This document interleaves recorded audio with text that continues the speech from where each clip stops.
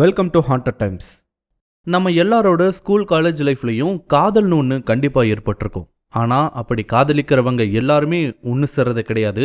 சிலர் மட்டும்தான் அந்த காதலை அடுத்த ஸ்டெப்புக்கு கொண்டு போவாங்க. அதை பேஸ் பண்ண ஒரு க்ரீப்பி பாஸ்டா ஸ்டோரியை தான் இந்த வீடியோவில் நாம் பார்க்க போகிறோம்.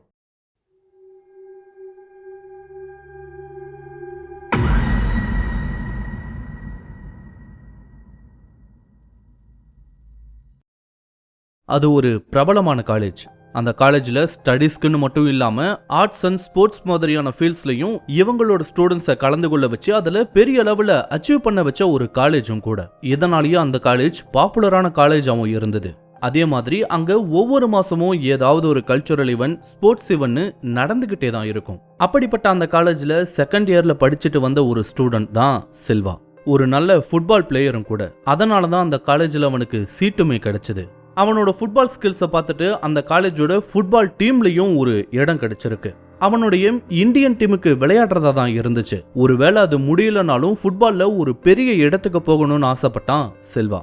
ஒரு நாள் கிரவுண்ட்ல பிராக்டிஸ் பண்ணிட்டு இருக்கும்போது ஃபிராக்ஷன் ஆஃப் செகண்ட் அவனோட ஃபோக்கஸ் மிஸ் ஆகவும் அவன் கிட்ட வந்த பாலை பிளாக் பண்ணும்போது எதிர்பாராத விதமா ஸ்கிட் ஆகி கீழே விழுந்துடுறான். அந்த நேரம்னு பார்த்து அந்த பாலை எடுக்கிறதுக்காக 2-3 பிளேயர்ஸ் கிட்ட வந்திருக்காங்க.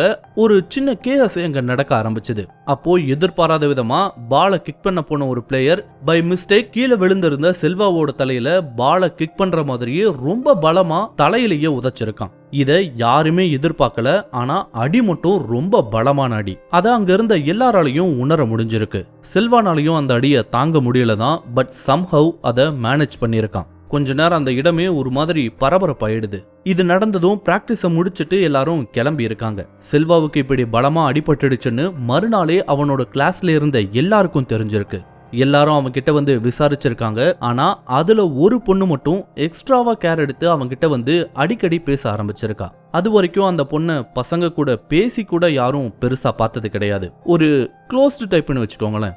அப்படி இருந்த ஒரு பொண்ணு செல்வா கிட்ட வந்து பேச ஆரம்பிச்சிருக்கா. அவங்களுக்குள்ள ஏற்பட்ட அந்த பழக்கம் கொஞ்சம் கொஞ்சமா வளர்ந்து 2 பேரும் காதலிக்க ஆரம்பிச்சிருக்காங்க. அந்த இயர் எண்டுக்குள்ளேயே இந்த விஷயம் அவங்க கிளாஸ்ல இருந்த எல்லாருக்குமே தெரிஞ்சு போயிருக்கு. முதல்ல நிறைய பேர்னால இதை நம்ப முடியல தான். பட் அதுக்கப்புறம் எல்லாருமே சப்போர்ட்டிவா தான் இருந்தாங்க.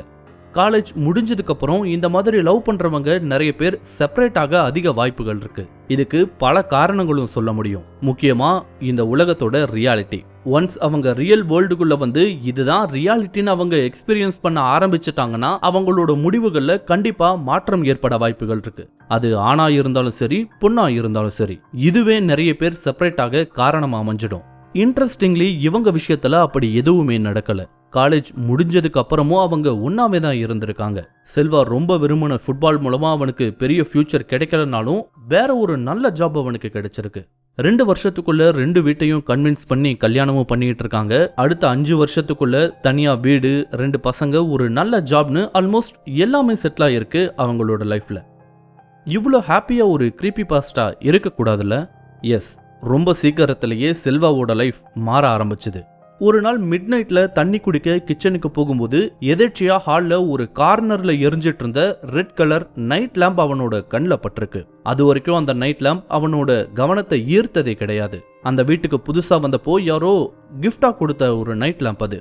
அது கிஃப்டா வந்தப்போ ஓபன் பண்ணி பார்த்ததோடு சரி. அதுக்கப்புறம் அந்த நைட் லேம்பை செல்வா பார்த்தது கூட கிடையாது.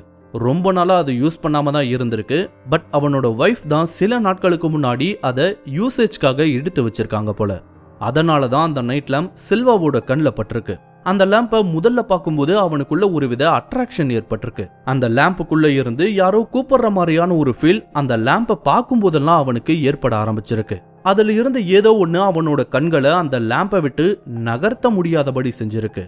ஆனா எப்படியோ அந்த டிரான்ஸ்ல இருந்து வெளியே வந்த செல்வா அதை பத்தின யோசனையோடையே திரும்ப தூங்க போயிருக்கான். பட் அதை பத்தி அவன் யார்கிட்டையும் சொல்லவே கிடையாது.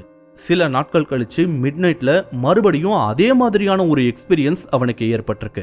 இந்த முறை யாரோ ஒருத்தர் இல்ல ஏதோ ஒண்ணு அந்த லேம்புக்குள்ள இருந்து தன்னை கூப்பிடுறத மட்டும் ரொம்ப நல்லாவே உணர்ந்திருக்கான் செல்வா. இந்த முறையும் லேம்பை விட்டு அவனோட கண்களை நகர்த்துவது அவ்வளோ ஈஸியான காரியமா இல்ல. ரொம்பவே கஷ்டப்பட்டு தான் அதை கடந்து போயிருக்கான். மறுநாள் இந்த நைட் லேம்பை பத்தி அவனோட வைஃப் கிட்டையும் கேட்டிருக்கான். அவங்களும் அவனுக்கு தெரிஞ்ச தகவல்களையே தான் திரும்பவும் சொல்லியிருக்காங்க. ஆனா அந்த லேம்பை பத்தி வேற ஏதாவது தெரியுமான்னு இன்சிஸ்ட் பண்ணி கேட்டிருக்கான். ஆனா அவங்களுக்கு அதை தாண்டி வேற ஒண்ணுமே தெரியல. அவங்கள பொறுத்த வரைக்கும் அது ஒரு நார்மல் நைட் லேம்ப் தான். என்ன அதோட டிசைன் மட்டும் கொஞ்சம் வித்தியாசமா இருந்தது. மத்தபடி அதுல ஸ்பெஷலா பார்க்க வேற எதுவுமே கிடையாது. பட் சில்வாவுக்கு அப்படி இல்ல. அதுல ஏதோ ஒரு விஷயம் கண்டிப்பா இருக்குன்னு நம்பினான். அதுவும் அந்த லேம்ப் ஆன்ல இருக்கும்போது அதை பார்க்கறத சில்வானால நிறுத்தக்கூட முடியாதுன்றத அவன் யார்கிட்ட சொல்லியிருந்தாலும் கண்டிப்பா நம்பி இருக்க மாட்டாங்க. அப்படிப்பட்ட ஒரு விஷயம் அது. பட் அடுத்தடுத்து வந்த நாட்கள்ல நிலைமை மோசமாக தான் ஆரம்பிச்சது. எப்பெல்லாம் அந்த லேம்ப் ஆன்ல இருக்கும்போது சில்வா பார்க்கறானோ அப்பவெல்லாம் லேம்பை விட்டு அவனோட கவனம் வேற எங்கேயுமே திரும்பாம போயிருக்கு. ஆரம்பத்துல சில நிமிடங்களா ஆரம்பிச்ச அந்த விஷயம் போக போக அரை மணி நேரம், 1 மணி நேரம், 2 மணி நேரம்னு அதிகமாக ஆரம்பிச்சது. ஒரு பக்கம் அதை பார்க்க வேணான்னு அவனோட மூளை எச்சரிச்சாலும் மனசு இதுக்கு பின்னாடி என்னதான் இருக்குன்னு தெரிஞ்சுக்க ரொம்பவே ஆர்வமா இருந்தது. சில நாட்கள் அந்த லேம்பை தூக்கி போட்டு உடைச்சிடலான்னு கூட சில்வாவுக்கு தோணும். ஆனா ஏனோ அதை அவன் செய்யவே இல்லை. இந்த டைம் வரைக்குமே வீட்டில் இருந்த யாருக்கும் இப்படி ஒரு விஷயம் நடக்குதுன்னே தெரியாது. எப்போ சில்வா மணிக்கணக்கில் அந்த லேம்பை பார்த்து உட்கார ஆரம்பிச்சானோ அந்த டைம்ல இருந்து அவனோட ஃபேமிலியை சேர்ந்தவங்க இதை கவனிக்க ஆரம்பிச்சாங்க. முதல்ல பார்க்கும்போது கூட சந்தேகம் வரலதான். பட் போக போக அதையே அவன் உத்து பார்த்துக்கிட்டு இருந்ததும் அவனை எவ்வளோதான் கூப்பிட்டாலும் திரும்பி பார்க்காத ஒரு நிலைக்கு போகவும் தான் அவங்களுக்கும் ஒருவித பயம் ஏற்பட ஆரம்பிச்சது. அந்த டிரான்ஸ் ஸ்டேட்ல இருந்து அவனா வெளியே வந்தாதான் உண்டே தவிர வெளியே இருந்து யாராலையும் அவனோட கவனத்தை திருப்பவே முடியல. இது நடக்க ஆரம்பிச்சதுக்கு அப்புறம் சில்வா அப்நார்மலா நடக்க ஆரம்பிச்சிருக்கான். குழந்தைங்களோட டைம் ஸ்பெண்ட் பண்றது குறைஞ்சு போயிருக்கு. நைட் டைம்ல தூங்காம இருக்கிறது, எதுக்கும் சரியா பதில் சொல்லாம இருப்பதுன்னு சில்வா ரொம்பவே சேஞ்ச் ஆகியிருந்தான். எவ்வளோ அதிகமான நேரம் அந்த நைட் லேம்ப் அவன் பார்க்கறானோ அந்த அளவுக்கு அவனோட செயல்கள் வினோதமா மாற ஆரம்பிச்சது.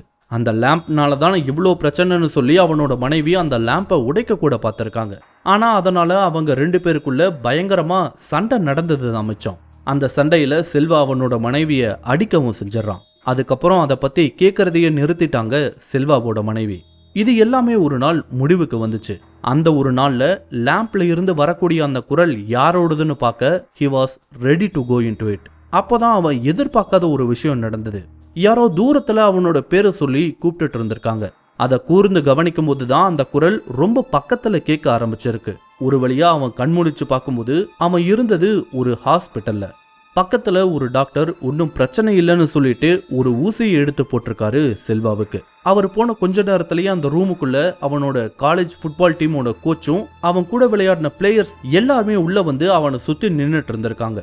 ஒரு நிமிஷம் செல்வாவுக்கு ஒண்ணுமே புரியல. கடைசியா செல்வாவோட ஃப்ரெண்ட் ஒருத்தனை மட்டும் விட்டுட்டு மற்ற எல்லாரும் வெளியே கிளம்பி இருக்காங்க. அப்பதான் செல்வா அவனோட ஃப்ரெண்ட் கிட்ட என்ன நடந்ததுன்னு கேட்டிருக்கான். அவனோட ஃப்ரெண்டும் நடந்த எல்லாத்தையும் சொல்லியிருக்கான். அவன் சொன்ன விஷயத்தையெல்லாம் வச்சு பார்க்கும்போது அவன் செகண்ட் இயர் படிக்கும்போது கிரவுண்ட்ல ஃபுட்பால் விளையாடுறப்போ தலையில அடிபட்டதுக்கு பின்னாடி அவன் மயக்கம் அடைஞ்சிருக்கான்.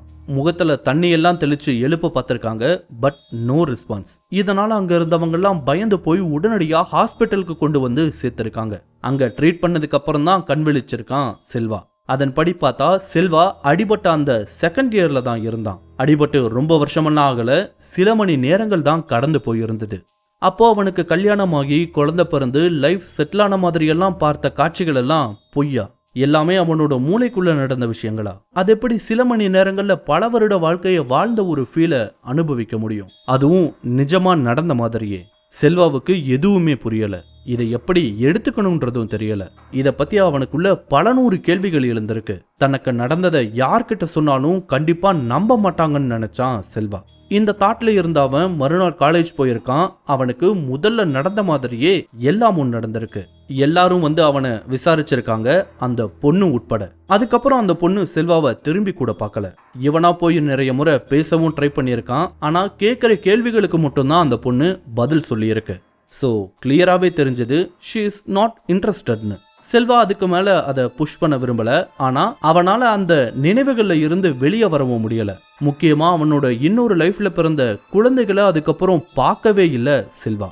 ஒருவேளை அவனோட மூளை இப்படி ஒரு லைஃப் அவனுக்கு நடந்ததா சில மணி நேரங்கள்ல கற்பனை பண்ணிச்சா, இல்ல சாகறதுக்கு முன்னாடி அவங்களோட லைஃப்ல நடந்த எல்லா விஷயமும் கண்ணு முன்னாடி வந்து போகணும்னு சொல்வாங்களே, அந்த மாதிரி ஏதாவது நடந்ததா, இல்ல வேறு ஏதாவது காரணமானு செல்வாவுக்கு ஒண்ணுமே புரியல.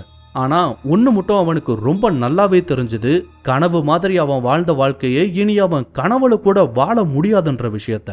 But still he is looking for answers. இந்த வீடியோ உங்களுக்கு பிடிச்சிருந்தா லைக் பண்ணுங்க, கமெண்ட் பண்ணுங்க, ஷேர் பண்ணுங்க. இதே மாதிரியான புதிய வீடியோக்களை பார்க்க மறக்காம ஹாண்டட் டைம்ஸ் சேனலுக்கு சப்ஸ்கிரைப் பண்ணுங்க. அண்ட் மறக்காம நோட்டிஃபிகேஷன் பெல் ஐக்கானையும் கிளிக் பண்ணி விடுங்க. தேங்க்யூ.